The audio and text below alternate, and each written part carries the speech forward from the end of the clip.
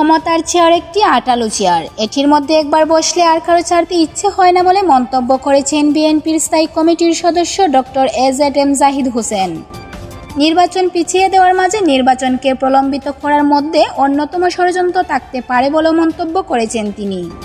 মঙ্গলবার 27শে মে দুপুরে দিনাজপুরের গুড়াঘাট উপজেলা হলরুমে কর্মী সভায় ডক্টর জাহিদ হোসেন এই মন্তব্য করেন।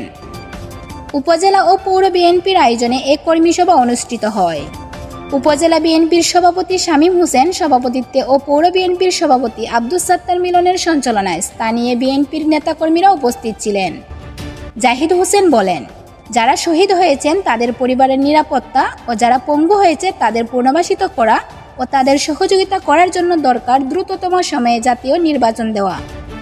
তিনি আরও বলেন, মানুষের অধিকার ফেরত দেওয়ার আগ্রহ যারা লম্বা করার চেষ্টা করেন তারা করতে পারেন, কিন্তু মনে রাখতে হবে জাতীয় নির্বাচন জরুরি।